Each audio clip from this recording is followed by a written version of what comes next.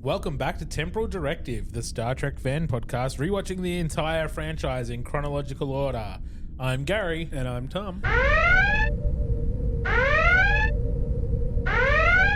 This week, we're breaching our Temporal Directive to bring you this special episode. Today, we're talking about Star Trek Strange New Worlds, Shuttle to Kenfori.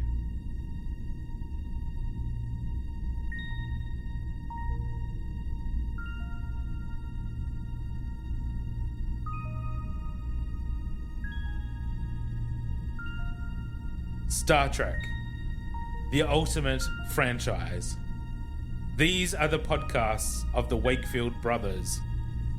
Their 16-year mission to watch every production, to seek out life lessons and new inspirations, to boldly watch like most fans have watched before.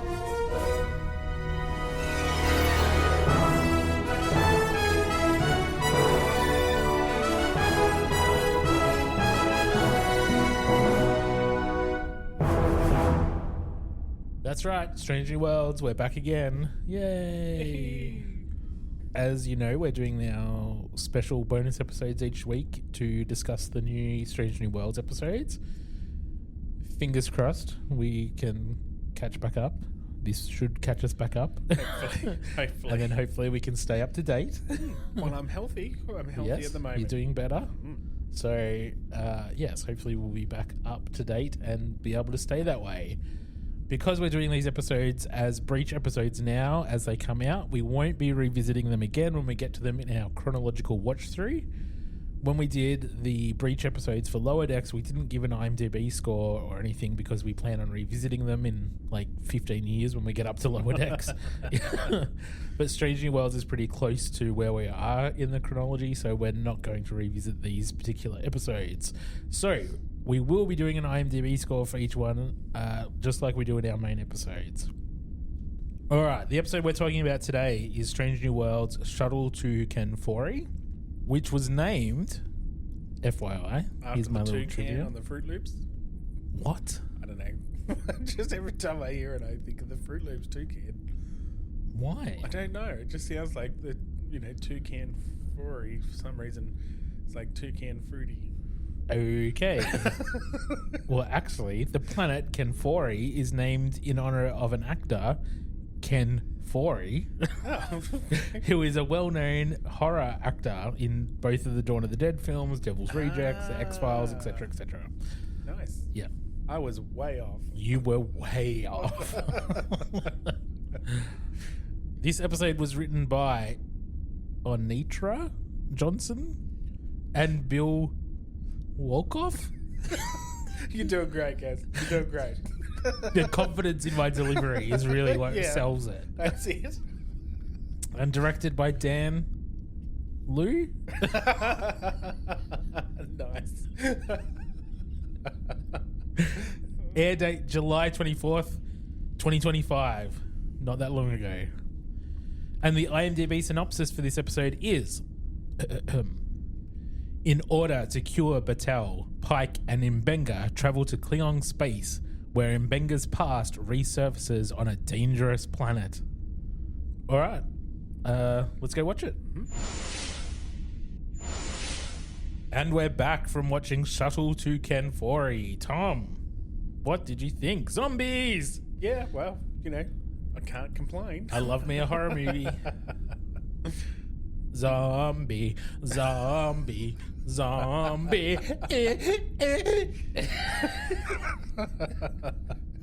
Surprised I didn't have that in the shuttle on the way there.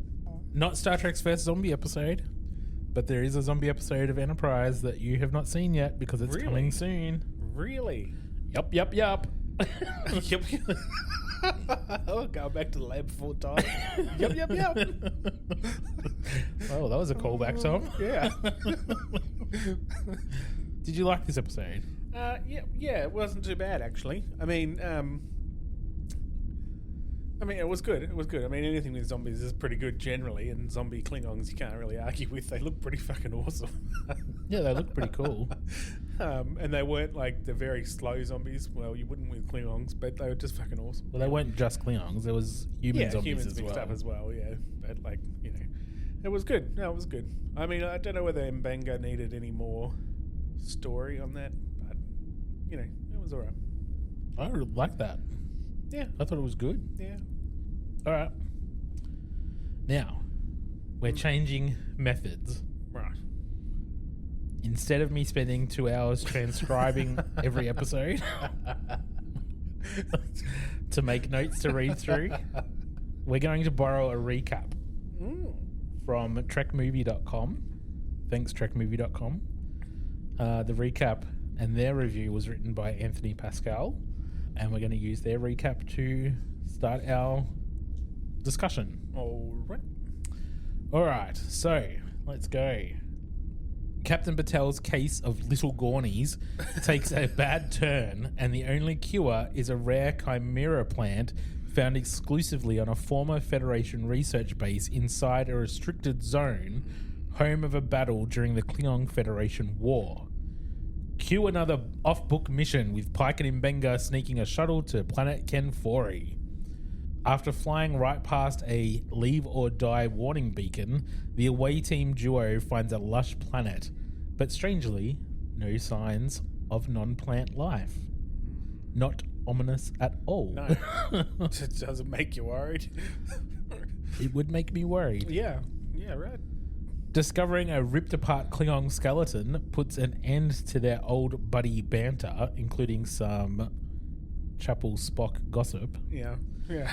And inside the creepy abandoned station, they find more mystery body parts, but also the superflower.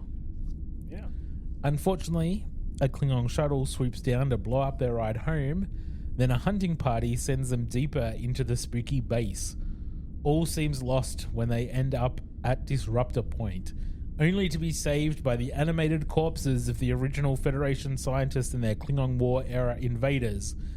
Zombies! We have zombies! It's alive! Well, sort of. Yeah. Not according to the tricorders. No. I like how Pike's always, not the way that they are, it depends how we're going with this, but I like how Pike's sounds like zombies to me. Yeah. And M'Benga's I'm not using that word. No, don't use it. I'm just not going to say it. He's trying to remember that these were once people. Yeah. Yeah. It's something that they don't do a lot in zombie movies. They're just kill the zombie. Yeah. Pike's just still sounds like zombies. Yeah. Back on Enterprise, a pain relief mind meld with Batel sends Spock into a gornified rage that requires his ex to literally slap him out of it. Yeah. And it's just as aggro on the bridge as Ortegas gets insubordinate, pushing number one to stop all this sneaking around and just warp rush their way in to beam out the away team. Yeah. Speaking of Pike and M'Benga, they have sorted out the zombies, even though M'Benga doesn't like that word. Mm-hmm. They've determined that they are the result of an experiment with some aggressive space moss that went bad after the Klingons invaded. But this exposition reveals the truth to Pike. M'Benga and Spock's crazy plan, with the patient's approval, is not to rid Captain Batel of her infection, but to change her by using the chimera flower to blend the remaining Gorn DNA with her own.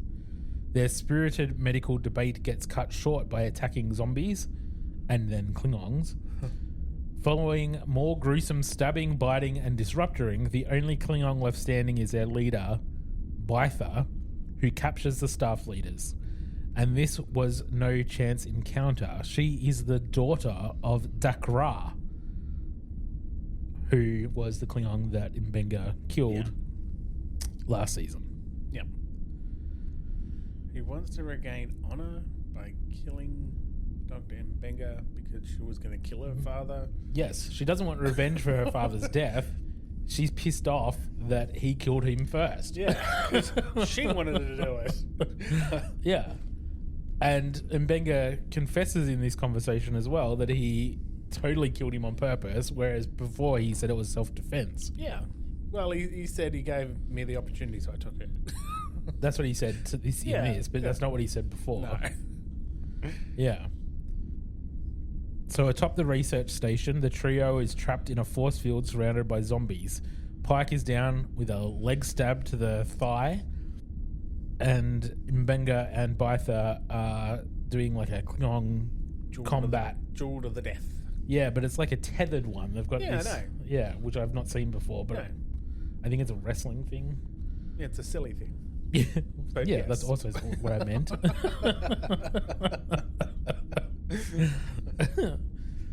M'Benga wins the fight, but pisses Batel off because he didn't kill her. Yep. Typical Klingon reaction. Yes. Yeah, that's right. You dishonor But- me by leaving me alive. She decides to sacrifice herself to help them get out, making sure that she gets to Tovacor because it's an honorable death.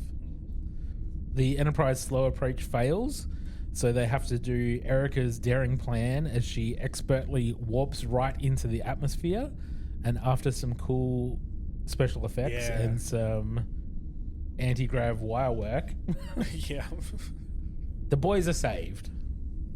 As Spock prepares the radical flower power treatment, Pike has a nice moment with Joseph to assure him everything that went down on the planet was between two friends, not Starfleet officers. And technically, the mission wasn't actually It was off the books. sanctioned because they weren't meant to be there in the first place. Exactly.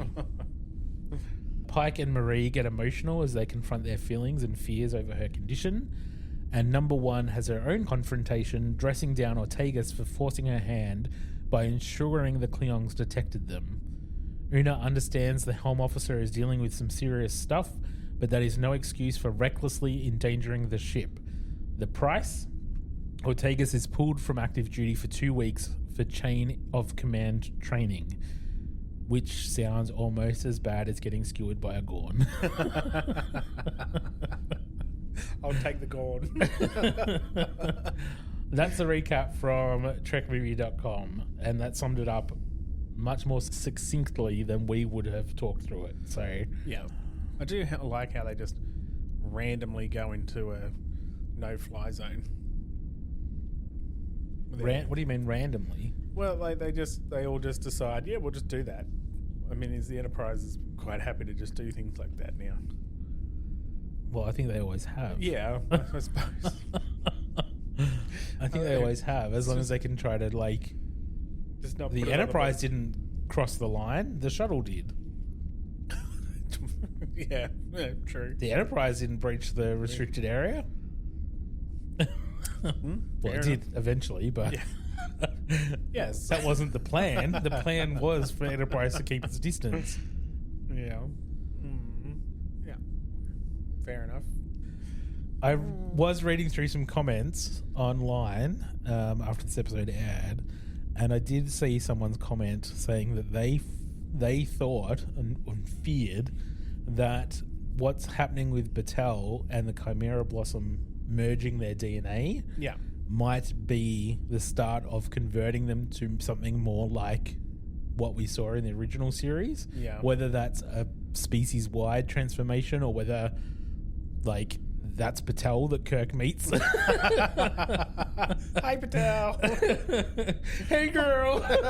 It's been a while.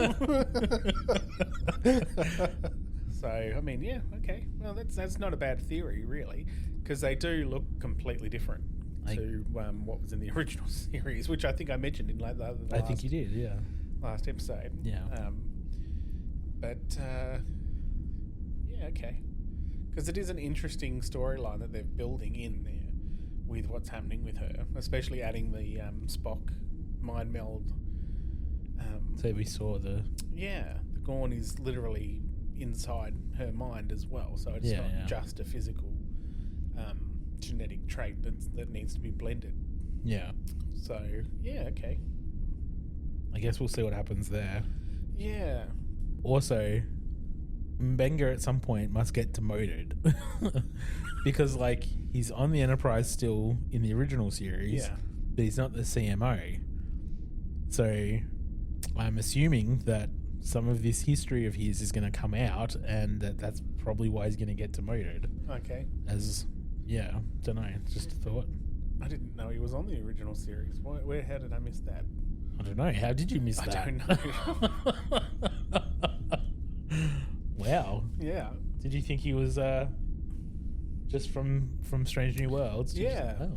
Yeah. There you go. Well, you learn something new every day. I do. Yes, I do. I loved Una's scene at the end with Ortega's too, with her dressing down. Yeah. I thought that was great. The only thing I didn't like is her new look. The hair. Yeah, I hated that. Well, yeah, the hair was stupid, but I don't think it's her new look. I think it was just so that they didn't have to like CG her hair for the anti-grav. Like, I think she had that hairstyle just so specifically for that reason. Yeah. Which would make sense. It was back to normal in the next episode. Yeah. Yeah, true. And it was just so tightly wound and tight. And it looked horrible. It looked really bad. It looked really, really bad. But I assumed that they made that decision so that they didn't have to do it. It would be easier for the anti-grav stuff. Yeah. Which makes sense. Yeah. Yeah. But yes, the scene, was good. Yeah, I thought Ortega's being insubordinate was right on track for what they're doing with her PTSD kind of recovery process. I think that seemed really on point for Ortega's. Yeah, definitely. And Una I just love it when she's a bossy bitch. Yeah, she does it well, doesn't she? Like, she's really good. She really plays like her part fantastic. Yeah. I wish she had more to do, to be honest. Yeah, me too. She's brilliant. Like, she embodies that part perfectly. Like, it'd be good if she had more going on. Yeah, as much as I liked this episode, I do find that the genre swapping so much instead of just like telling a decent science fiction Star Trek story. We had Gorn War and then Q and now horror movie. Yeah. I don't know.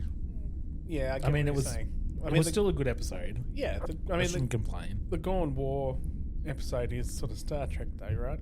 That's the science fiction Star Trek sort of thing that you want. Like, that is what's going on in like the world of Starfleet and whatever else. But yeah, this sort of breaking the norm and doing things like zombies. Like I said, it's not the first zombie episode, but I don't know. We'll see. All right, what's the life lesson in this one, Tom? I don't know. Face your demons.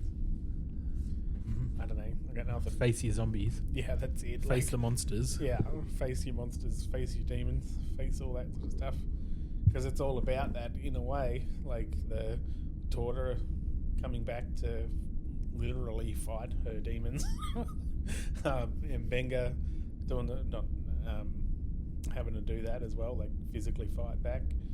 And then Ortega, she's got that whole thing going on there as well, and she's doing the wrong thing and fighting that stuff as well. Like, it's all about that kind of thing. But I don't know. I don't know what the life lesson so much is really. Deal with your inner conflicts. Well, that's it. Deal with your conflicts. Fight, like, you've got to... Maybe your inner monster. Yeah. Okay. I don't have anything else, so we'll go with it. Well, it seems like it fits. All right, IMDb rating for this episode. Our examples of 1 episodes are Voyager's Threshold and Next Gen's Code of Honor. Examples of 10 episodes are Next Gen's Tapestry and Deep Space Nine's Far Beyond the Stars. What should we rate Shuttle to Kenfori? What did we rate the last one? The last 2 were both 7s. So Wedding Bell Blues, the Trelane Q episode, was a 7. Yeah. And Hegemony Part 2 was a 7. Yeah, I probably wouldn't go as high on this one. Me neither. No. So, I don't know. I'd do a 6 probably. Yeah, at most. Yeah. All right. 6 it is. Let's do that. Right. Okay. Well, that's it for this special episode. If you would like to tell us what you thought of Shuttle to Kenfori or Strange New Worlds or just Star Trek in general, please reach out. We'd love to hear from you. You can find us on Facebook at Temporal Directive Podcast or Instagram, just Temporal Directive. Or you can email us at wakefield_productions@outlook.com. We'll be back with our regular episode on Friday. Live long and prosper. Peace and long life.